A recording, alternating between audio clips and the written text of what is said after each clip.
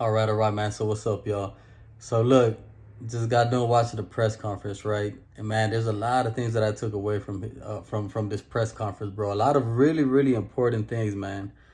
But I'm gonna keep this shit real, bro. I'm gonna keep this shit all the way 100. The most important thing that I took away from this press conference was this. Stopping from that fight, from him facing Canelo. What do you think it's stopping that fight? Canelo's a little nuts. You think so? But look, let's get serious on him, right? Look, man, there's something that I kind of noticed about Gvozdyk, bro, in the press conference, man. And leave it down in the comment section if you guys agree or disagree with me on this.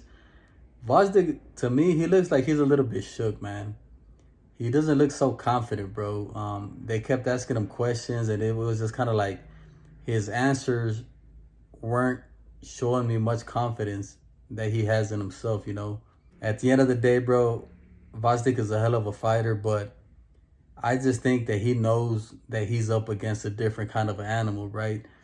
He sparred Benavidez, man, and I can't help but to think that he's probably thinking like, you know, man, if that motherfucker fucked me up in sparring, what's he gonna do to me in a real fight, you know, in a real boxing match? I just think that, you know, in the back of his mind, this is what he's thinking, you know, and I don't see him too confident. Don't get me wrong, bro. Gvozdyk is game. He's going to make Benavidez work for everything.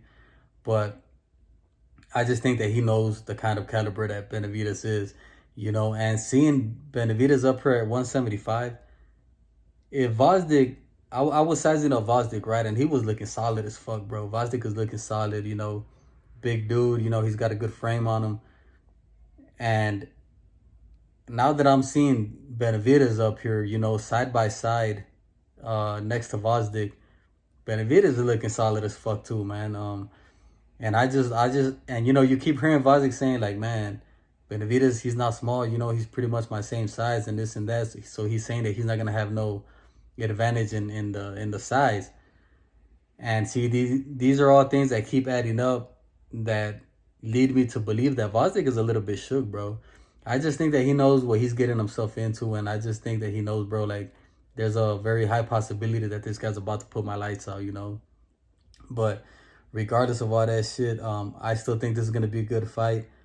You know, under the lights, you're in there fighting, bro. These guys are gonna bring out the best out of one another, you know.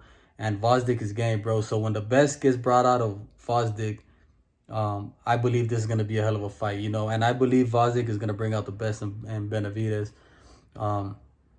So yeah, man, you know, a very good fight. And of course, you know, we also got Tank versus Frank Martin. I already told you guys who I got winning that fight. I'm going with Gervonta Tank Davis. I'm not betting against Gervonta Tank Davis, bro. This guy's the complete package. He's got the power, the speed, the footwork, the IQ, the boxing ability, the power puncher. He could brawl. There's literally nothing that I don't see that Tank Davis has, you know. So he is, in my opinion, bro, probably in all of boxing, I would have to say that he's the most complete fighter. I'm just saying that off the top of my head, right? I'm pretty sure I could probably think of a couple of other boxers, but what I'm trying to say is that Tank Davis, bro, is a very rare breed, man. This guy's like one of these complete fighters that he has everything. You know, I already told y'all, when you stack up all these fighters at 135, 140, they're all good, man. A lot of them have very good attributes, but they're all lacking something, you know what I'm saying?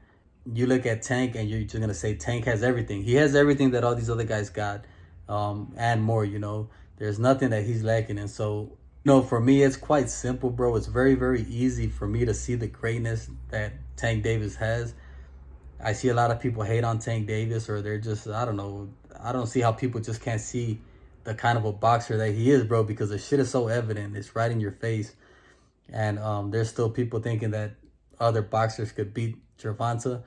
And in my opinion, right, my personal opinion, I don't see no boxer down there at 135 or 140 beating Gervonta Tank Davis, man. So I'm rocking with Tank, and I think he is going to stop Frank Martin, right? And I'm putting some money on this fight, man. I'm putting some money. I'm going with Tank, and I'm going with Benavidez. I think this is going to be a huge money night, you know, of boxing and shit, right? But yeah, man, you know, we're just counting the days, bro. Just a couple more days, and we're going to get to see this treat, you know. This is a special night of boxing, bro.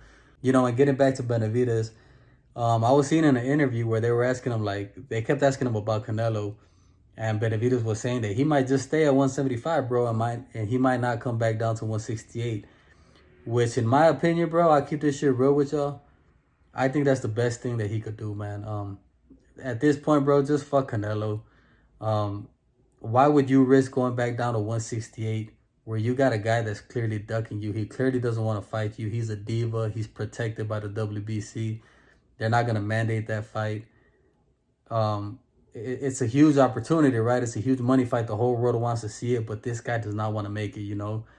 So I think at this point, bro, the best move for Benavidez is to stay at 175. Try to get the fight of the winner of Beterbiev and Bivol, and try to cement your legacy that way. You know what I'm saying? Up here at 175, you got real fighters. You got real prideful men. You got real boxers that are out here really trying to prove their greatness. You don't have no fucking divas out here that are just trying to make money fights, cherry picking and shit. And I just think you're going to have more opportunities because at the same time, they're trying to prove their greatness as well. You know, so I think that'll be the best move for Benavidez to just stay at 175 and just leave all that shit behind, bro. I'll keep it real with y'all, man. I think Canelo was falling off, man. Is it just me? Or is like people are jumping off the Canelo bandwagon really, really quick, bro? And I had told y'all that this shit was going to happen. All this shit is going to blow up in Canelo's face, man. Well, actually, it already has, but I just think there's going to be a point where it's going to blow up big time in his face. You know, what's going to end up happening with Canelo, bro, is one of these days, all this cherry picking that he's doing, he's going to end up losing to one of these motherfuckers that he's out here cherry picking, and it's going to look twice as bad, 3 times as bad as if he would have just took on a fight with like a David Benavidez or a David Morrell and lost to one of those guys, you know what I'm saying? But, you know, it is what it is, man. Fuck Canelo at this point.